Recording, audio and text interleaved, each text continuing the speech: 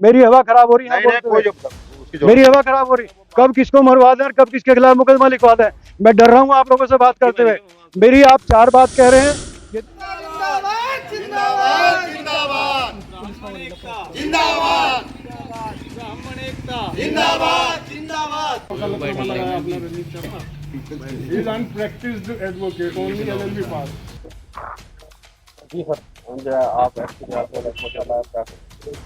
हम एसपी देहात साहब पे आए थे कि परसों जो प्रेस वार्ता हमारे ब्राह्मण समाज के निर्वाचित अध्यक्ष बड़े भाई श्री सतीश शर्मा जी ने की, उनके साथ में बिट्टू शर्मा जी उपाध्यक्ष और महामंत्री अरुण शर्मा जी ने बैठ के जो प्रेस वार्ता की, उसके बाद में प्रेस वार्ता वो सर कर रहे थे, उधर गंगनहर थाने में उनके खिलाफ रिपोर्ट लिखी गई।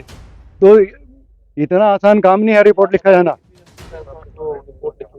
इतनी जल्दी रिपोर्ट लिखेगी वो एक सोचने विषय है। उसी के लिए हम एसपी साहब पे आए थे कि दूध का दूध पानी का पानी करके आप उसकी जांच कराएं और कहीं दोषी जो भी है उनके खिलाफ कार्रवाई हो। और ऐसे हालात क्यों बने कि उनकी रिपोर्ट एकदम से लिखी गई। हम भी राजनीति करते रहे, मैं कांग्रेस का अध्यक्ष भी रहा, मैं चेयरमैन भी रहा 5 साल, मेरे सबसे बड़े विरोधी वही रहे, मेरी जांच पड़ताल कराने में वही रहे। अब भी मेरे खिलाफ आरटीआई मांग रखी है उन्होंने। तो हमारा तो धन बल पे उन्होंने, क्योंकि हम लोग की ना तो कोई तनख्वाह रही ना कोई पेंशन रही, हम लोग कमजोर हैं इस स्थिति में, लेकिन आज समाज के साथ में हम खड़े हुए हैं और समाज के साथ में खड़े रहेंगे।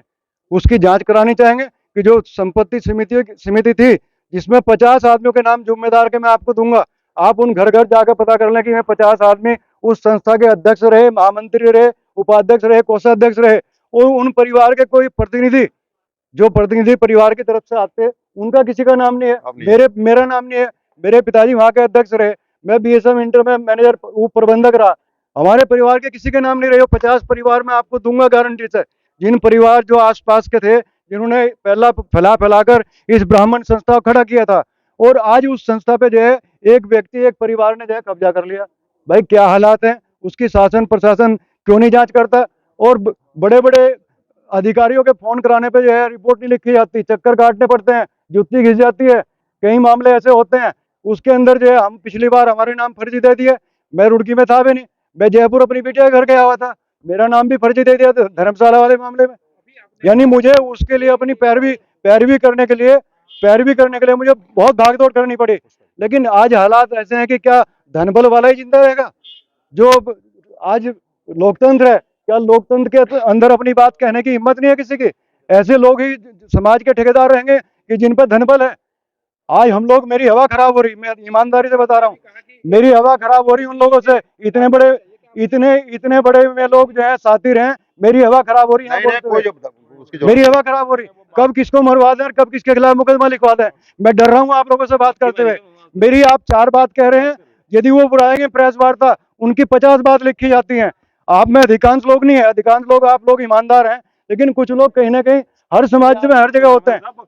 लेकिन मैं इतना आपसे बताना चाहता हूँ कि मेरे हाथ पैर कांप रहे हैं उनके खिलाफ बोलते हुए, क्योंकि इतने सातिर लोग हैं। मैं, अरे शर्मा जी आप नहीं जानते, मैं जानता हूँ, और ये हमारी गलती नहीं है। हम लोग उस कॉलेज पे कब्जा कराने वालों में हम उनके साथ में थे, हमने साथ दिया। मेरे फूफा जी रुड़की के अंदर ही यहाँ पे मुंशी मजिस्ट्रेट थे, 7 साल तक उनको नगला इमरती में जिसमें वो रहते थे उनके घर हम छोड़ने गए, बंदूक लेके पीछे बैठ के उनके स्कूटर पे। उनसे पूछो, यदि एक बात कह रहा हूँ गंगा जल हाथ में लेके, आपके सामने गंगा जी में खड़ा होकर बताऊंगा सारी एक एक बात। और आज हमारे खिलाफ, मेरे 5 साल कार्यकाल को खपा नहीं पाए, मेरे खिलाफ जो भी प्रत्याशी खड़ा हुआ उसके साथ में सड़क पे आकर मेरा विरोध किया। तो मैं ब्राह्मण समाज का व्यक्ति था, आज 12-15 वहां पे टीचर परेशान कर रखे, वो ब्राह्मण है। आप ब्राह्मणों की बात करते हैं, आप ब्राह्मणों की संस्था चला रहे हैं, उसके अंदर ब्राह्मण ही प्रताड़ित हो रहा है। ब्राह्मणों के खिलाफ आप 7 आदमियों के खिलाफ रिपोर्ट लिखवा रहे हैं, अब 3 आदमियों के खिलाफ आपने लिखवा दी। ये महिलाएं जो उसके अंदर कॉलेज के अंदर हैं, उनके साथ में क्यों ज्यादती हुई, क्यों नहीं शासन प्रशासन सक्रिय होकर जांच करता। आज कांग्रेस के अंदर उनका वर्चस्व नहीं रहा था, कांग्रेस में हमने उनका डटकर मुकाबला किया, और आज में कांग्रेस छोड़कर हमारे डर से भागे और आज भाजपा के अंदर गए। मैं प्रदेश के मुख्यमंत्री माननीय धामी जी को, निशंक जी को और यहाँ के विधायक प्रदीप बत्रा जी को कहना चाहूंगा, यदि खुले मन के में साफ लोग हैं तो गंगा जल हाथ में उठवा के उसके कह दें कि ये संस्था ब्राह्मणों की नहीं है, ये उसके बाप की दिव्य संस्था है। पहुंचने का जो मुख्य कारण यह है कि भारतीय ब्राह्मण समाज के जो अध्यक्ष और अन्य सदस्यों के खिलाफ एक झूठी एफआईआर दर्ज कराई गई है, उसके विषय में ज्ञापन देना था। जिस व्यक्ति ने वो रिपोर्ट दर्ज कराई है वो है रजनीश कुमार शर्मा, जो फर्जी रूप से बीएसएम पीजी कॉलेज में निदेशक बने हुए हैं। वो एडवोकेट भी कहते हैं, बिना प्रैक्टिस के एडवोकेट हैं। पिछले 20 वर्षों में क्या, पिछले 2 वर्षों में भी उन्होंने कोई वकालतनामा कहीं लगाया नहीं होगा, और उन्हें कानून का कोई ज्ञान भी नहीं है।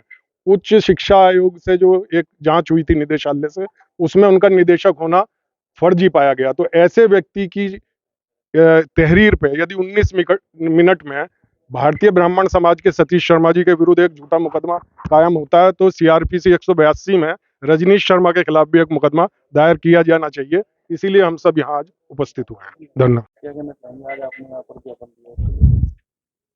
भारतीय ब्राह्मण समाज रुड़की के नवनिर्वाचित अध्यक्ष श्री सतीश शर्मा जी ने परसों एक प्रेस वार्ता रखी थी। उस प्रेस वार्ता के माध्यम से उन्होंने बहुत सारे ऐसे खुलासे किए थे कि बीएसएम शिक्षण संस्थान, जो भारतीय संस्कृति महाविद्यालय, पहले वो ब्राह्मण संस्कृत महाविद्यालय होता था, लेकिन एक समय सरकार ने कहा कि जातिगत नाम नहीं चलेंगे, तो बीएसएम ही रखा गया, लेकिन उसको भारतीय संस्कृति महाविद्यालय उसका नाम किया गया। उसकी अपनी महासभा होती है। उस महासभा के अंडर में BSM inter college, BSM PG college और मांटेसरी, ये 3 विद्यालय चलते हैं। मांटेसरी तो बंद कर दिया गया। तो उस महासभा को कब ट्रस्ट बनाया गया, ये जानकारी थी, और उसको लेकर के ही ब्राह्मण समाज में इस बात का आक्रोश भी था कि ट्रस्ट बना करके एक परिवार के लोग उसमें आ गए हैं। महासभा में बहुत सारे लोग थे, समाज के भिन्न भिन्न गांवों से जिन्होंने योगदान दिया था, उनके परिवार से सारे लोग थे। तो ऐसे में वो सारी चीजें हमारे अध्यक्ष ने रखी। लेकिन वहीं पैरेलल तभी 19 मिनट के अंदर अंदर एक रिपोर्ट वहां दर्ज हुई, और उसकी चीख कट गई हमारी। फिर माने अपने वहां जो इंस्पेक्टर है उनसे बात हुई, तो मैंने कहा भाई, कई बार तो ऐसा होता है कि रिपोर्ट दर्ज करने के लिए धरने प्रदर्शन करने पड़ते हैं, एसएसपी के यहाँ जाना पड़ता है, डीजी के यहाँ जाना पड़ता है, तब जाकर के रिपोर्ट दर्ज होती है। लेकिन ऐसा क्या था कि वो 19 मिनट में दर्ज हो गई। तो उसमें जो हमारे अध्यक्ष जी पर जो आरोप लगाए गए हैं, वो आरोप सारे मिथ्या हैं, उनका कोई मतलब नहीं बनता है। बीएसएम को बदनाम करने की साजिश हमारे अध्यक्ष जी की नहीं है। बीएसएम को बदनाम वो लोग कर रहे हैं जिन्होंने गलत ढंग से ट्रस्ट बना करके, और चलो ये अच्छा हुआ जो रिपोर्ट आई है, जो अध्यक्ष जी के खिलाफ रिपोर्ट दर्ज हुई है, अरुण जी हमारे महामंत्री, उनके खिलाफ हुई है, बिट्टू शर्मा जी हमारे उपाध्यक्ष हैं, उनके खिलाफ जो रिपोर्ट दर्ज हुई है, उसमें स्वीकार कर लिया गया है कि वो क्या है, चैरिटेबल ट्रस्ट है। आज तक उनकी कलम से नहीं आया था, वो पहली बार उनकी कलम से ये आ गया है कि वो चैरिटेबल ट्रस्ट है। और चैरिटेबल ट्रस्ट कब बना? समिति का चैरिटेबल ट्रस्ट नहीं बन सकता। ट्रस्ट कब बना? उसके पदाधिकारी कौन है? हम ये तो पूछना चाहते हैं कि उस चैरिटेबल ट्रस्ट में पदाधिकारी कौन कौन है? उसमें अध्यक्ष जी, उसमें वो सचिव रजनीश जी हो गए, उसमें अध्यक्ष जी कौन है, उसके अन्य पदाधिकारी कौन है? तो ये सब चीजों को लेकर के ब्राह्मण समाज जागृत है। उनको लेकर के वो कहें कि साहब बीएसएम शिक्षण संस्थान बदनाम हो रहा। बीएसएम संस्थान को बदनाम नहीं, बीएसएम शिक्षण संस्थान को उसके ढर्रे पर लाया जाएगा। जो समाज की संस्था है वो समाज की संस्था बनी रहे, उसके प्रयास ब्राह्मण समाज कर रहा है। हमारे चेयरमैन साहब दिनेश कौशिक जी यहाँ हैं, हमारे डॉक्टर सम्राट सुधा जी यहाँ हैं, पालीवाल जी हैं, पुष्पा जी हमारी महिला विंग के कोषाध्यक्ष हैं, बहुत सारे हमारे यहाँ कार्यकर्ता, सुधीर सांडिल्य जी, अंकित जी, डिम्पल जी, मनोज जी, ये सब लोग जो यहाँ, अंकित जी हैं, ये सारे जो हमारे कार्यकर्ता हैं, हमने सबको नहीं बुलाया, वो थोड़े समय में यहाँ बुलाया है। उन सबका कहना यह है कि बीएसएम शिक्षण संस्थान को बचाना है और उसको अपने उस वैभव पर ले जाना है जिस पर वो था। आज तो उस पर ठप्पा लगा है। इसके लिए हम माननीय अपने एसपी देहात महोदय से मिलने आए थे और हमने उनसे कहा कि वो रिपोर्ट बिल्कुल फर्जी है। 2 करोड़ रुपए हमारे अध्यक्ष जी 2 करोड़ की डिमांड करेंगे, और किसी ऐसे व्यक्ति से जिसका लड़का खुद मामले में फंसा, हम, और वो जिनको जन्मतिथि के मामले को लेकर के खुद उनके खिलाफ जांच चल रही है, ऐसा व्यक्ति का वो जब बयान होंगे उस व्यक्ति के, वो खुद मुकर जाएगा। मुझे नहीं लगता कि वो बोलेंगे। तो ऐसे मिथ्या आरोप लगाए हैं, तो उस रिपोर्ट को बिल्कुल खारिज करें, उसको जो है क्या नाम निरस्त करके और एफआईआर लगाएं, और बल्कि झूठी रिपोर्ट दर्ज कराने में 182 का जो मामला बनता है, वो जिसने उसको शिकायतकर्ता के खिलाफ कार्रवाई की जाए। आप लोगों ने बीएसएम बचाओ संघर्ष समिति बनाई है, ये पहले भी बना देनी चाहिए थी, वो भाजपा में चले गए हैं, अब आपने बीएसएम बचाओ संघर्ष। वो भाजपा में इसलिए गए, अब मुझे कहना चाहिए मैं भाजपा में हूँ, भाजपा में इसलिए गए हैं कि वहां से संरक्षण मिले। क्योंकि कार्यरत हैं आप। मैं जिन परिस्थितियों में कार्य कर रहा हूँ, मैं अपने शिक्षक संघ का प्रदेश अध्यक्ष भी हूँ। अगर मैंने कभी उनके दरबार में जाकर के हाजिरी नहीं लगाई।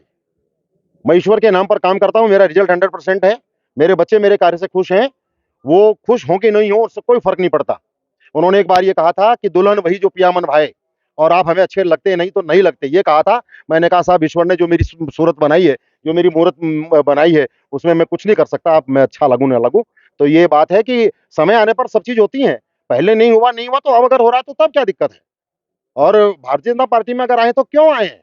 भारतीय जनता पार्टी को तो गालियां देते थे, नेकर की, टोपी की, और क्या नाम, जो आरएसएस की मजाक लिया करते थे। तो आज प्रश्न ये है कि भारतीय जनता पार्टी में अगर आए हैं तो कुछ तो बात रही होगी ना।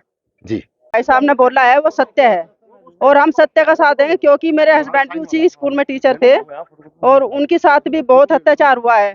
तबकि मैं ज्यादा बात कहते हुए ज्यादा नहीं बढ़ाऊंगी इस बात को। मेरे बेटी के मामले को उन्होंने नौकरी से जोड़ा और इतना प्रताड़ित किया। अगर हमारे भाई साहब हैं कुछ इन्हें मार्गदर्शन कराते तो हम तो सड़क पे आ गए होते। ये तो इनका बहुत बहुत धन्यवाद है कि जो इन्होंने हमें बचा लिया, नहीं तो उन्होंने तो हमें बिल्कुल मिटा ही दिया था। इसमें इतने गए, मतलब इतने नालायक आदमी है। अगर हम तो ये कह रहे हैं कि जहाँ भाई साहब ये सत्य, हम तो हमेशा सत्य का साथ देंगे। अगर ये भाई साहब सच्चाई पे है ना, हम इनका साथ देंगे। हाँ, धन्यवाद। हाँ, ये लोग आए हैं और इन लोगों ने कुछ बातें रखी हैं, एक ज्ञापन दिया है। ज्ञापन में जिन तथ्यों का उल्लेख है उन तथ्यों के आधार पर जो विवेचनात्मक कार्रवाई चल रही है वो चलाई जाएगी और जो भी तथ्य सामने आएंगे उसके आधार पर अग्रिम विधिक कार्रवाई अमल में लाई जाएगी। सर इनका कहना है कि 19 मिनट में ये एफआईआर दर्ज हो गई, केस दर्ज हो गया, उसको लेकर देखिए, फिलहाल जो भी बिंदु ज्ञापन में उल्लिखित हैं उन बिंदुओं को ध्यान में रखते हुए विवेचनात्मक कार्रवाई आगे चलेगी। सर जो रिपोर्ट दर्ज हुई, सर क्या नहीं, रिपोर्ट दर्ज होना तो एक नहीं, रिपोर्ट दर्ज होना एक रूटीन का प्रोसेस है और विवेचना एक उसका अग्रिम भाग है।